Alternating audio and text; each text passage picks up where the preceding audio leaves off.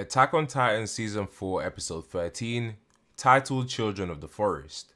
In the last episode of Attack on Titan, we saw the rebellion of the people of Paradis due to Eren's imprisonment, and the death of Commander Zachary via a bomb placed by the Jaegerist group who follow under Eren Yeager. After Eren escaped jail, he stated that his goal was to find out Zeke's location, and with the ending portion of the episode, we see that Peak has successfully infiltrated Paradis, meaning that Marley's counterattack has begun, and Eren is finally making his move, so things are definitely going to be picking up again. So today I'm going to be breaking down and analysing this latest episode of Attack on Titan, while clearing up some things you might have missed or weren't sure about.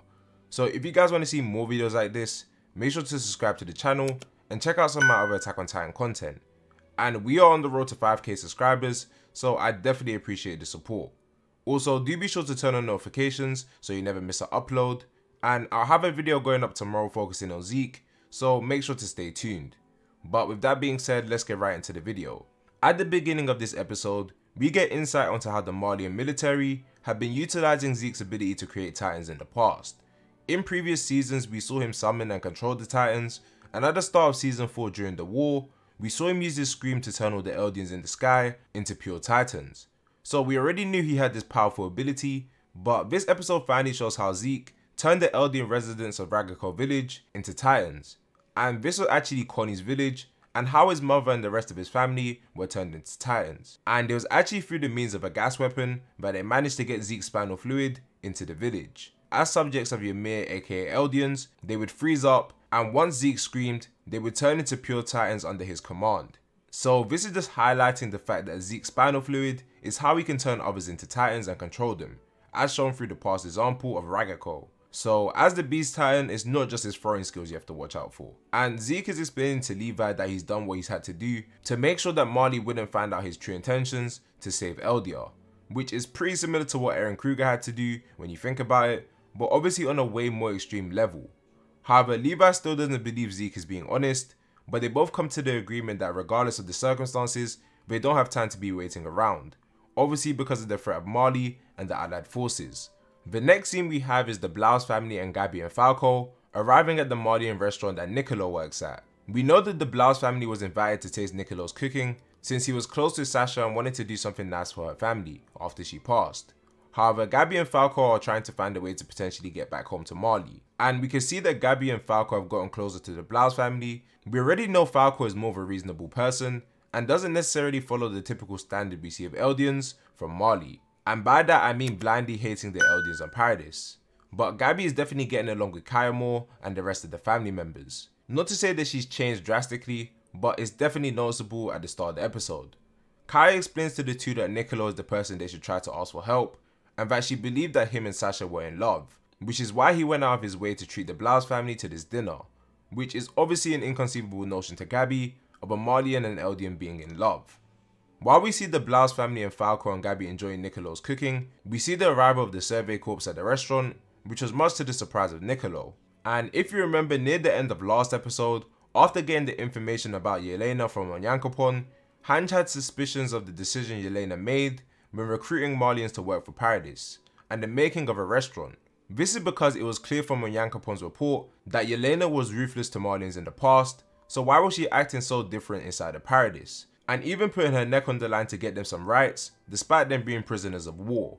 So that's why Hanj, Onyankopon and the Levi squad members came to check things out. Not trying to get in the way of Nicolo's cooking, Hanj and the others agreed to wait inside of another room. And we see Jan reaching for some wine, which was reserved for higher members of the military police. And Nicolo lashes out at him, saying that they can't drink it because it would be a waste for Eldians to drink it. However, later on in the episode we learned that Nicolo has reason to believe that this wine contains Zeke's spinal fluid, even though he's not 100% sure. So the reason he acted the way he did towards Jan and Connie was because he was looking out for them, since we can tell over time he's come to like Jan and the others. Shortly after Nicolo leaves the Survey Corps members, Gabi and Falco make an excuse to leave the table, and they approach Nicolo telling him that they came from Marley and that they believe reinforcements will be coming in the near future. However, while Gabi is explaining the situation, she mentions the Liberio incident and how she and Falco snuck onto the ship and how she killed a female soldier. And Gabi, not being able to connect the dots, misses the fact that it was Sasha who Nicolo liked and that she was responsible for the death of Mr. Blouse's daughter, and that it wasn't just some random female soldier. Flying into a rage after seeing Sasha's murderer right in front of him, Nicolo tries to smash the wine bottle over her head, but Falco jumps in the way, saving her. And honestly, this is like the second time that Gabi would have potentially have been killed if it wasn't for Falco. First on the airship and now in this situation.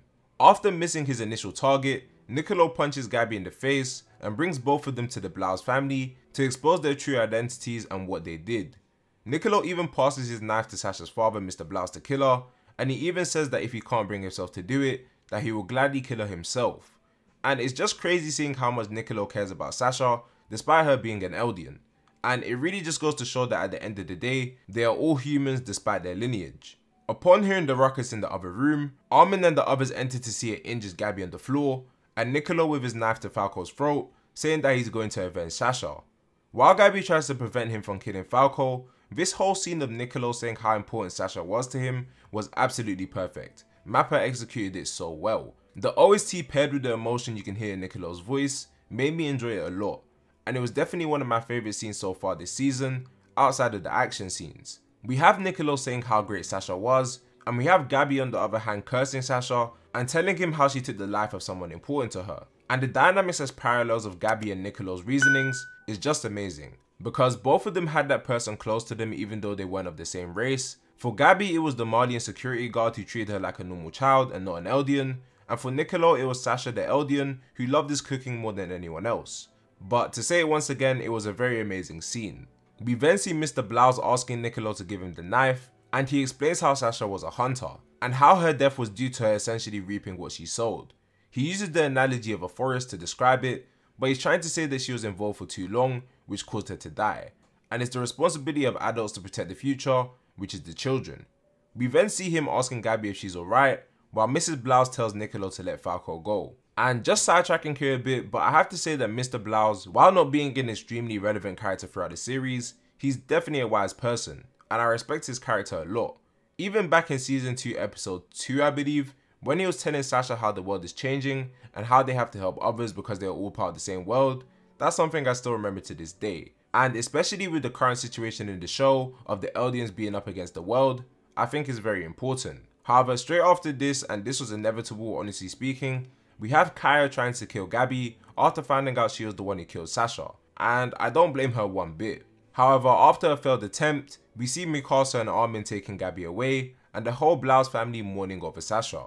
After things settle down a little, Nicolo tells Hans that she should rinse out Falco's mouth, and that he has reason to believe that Zeke's spinal fluid is inside of the wine, although it's probably too late if that's the case. Which means that if this is the case, Hans' suspicions of the restaurant and Yelena were spot on. In the next scene, we cut back to Levi and the other soldiers who are watching over Zeke, and they've just received news of the death of Zachary and the formation of the Jaegerist group. After realizing the severity of the situation at hand, Levi remembers all of his past actions and how he did everything he did, from saving Eren's life time and time again to watching his comrades die, as he believed that Eren would be humanity's best chance for survival. He sees everything as being one kind of sick joke, as he can't believe what's happening. We then go back to the restaurant, and we have Jan asking Nicolo how Zeke's spinal fluid could possibly be in the wine.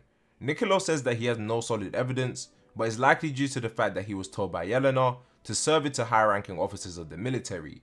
And he also says that as a Malian warrior, it's common knowledge how effective Zeke's spinal fluid is, and he references an operation in the past when they took down the nation overnight after sneaking in hundreds of Eldians who had Zeke's spinal fluid in them. Just again showing how much of a threat Zeke is, besides from being the Beast Titan. But that whole example of Zeke's spinal fluid being used in the past now could be a potential threat to Paradis, which is a big problem. After all the events that had transpired in the restaurant, Nicolo wants to atone, and he also tells Mr. Blaus that he still can't forgive Gabi the way that he did, but he does regret trying to kill a child. We then go back to the other room, and we see Armin, Mikasa and Gabi talking. Gabi doesn't understand why they saved her, but she begs them to save Falco and only kill her. Again, Gabi doesn't understand what kind of people she's dealing with, so she feels that because they're enemies, they can't be nice people, and that they have to want her dead for what she's done, which isn't the case at all. And while Armin tries to tell her otherwise and that she reminds her of someone he knows, the person obviously being Eren, we see Eren, to everyone's surprise, entering the room with his hand bleeding. And I just have to say, the way that Eren threatens people in this show is actually so epic. I believe this is the second time he did it, the first time being to Reiner before he killed Willy Tybur and attacked Liberio, but the threat of literally turning into a Titan in front of people and him having the injury prerequisite ready before others even know what's happening is just crazy. Shortly after this, we have Flock and the other Jaegerists arresting the Survey Corps members and the Blouse family to prevent anyone from getting in their way. And when Hanj and the others tried to ask him about the wine, the smug face that Flock makes while not saying a word was absolutely perfect. But I guess you can leave what that means to your imagination. And with the ending of the episode, we have Flock telling Eren that they're going on ahead, while Eren says that he wants to speak with Mikasa and Armin. And with that, we come to the end of the episode. Once again, we had another great episode of Attack on Titan, and to be honest, every week the episodes aren't missing, so it's only getting better. But I'll definitely rate this episode a 9 out of 10. I really enjoyed this one, and the fear on Gabi's face while Eren was sitting on the table at the end was definitely worth bonus points. But yeah, I'm definitely looking forward to these last few episodes of season 4, and if I missed anything or you have any questions, be sure to comment them down below. And if you're new to the channel or if you've been watching the breakdown videos, do be sure to subscribe and turn on notifications, since we're on the road to 5k. And tomorrow I have a video about Zeke going up, so you definitely don't want to miss that. And with that being said, I'll see you guys in the next one. Peace.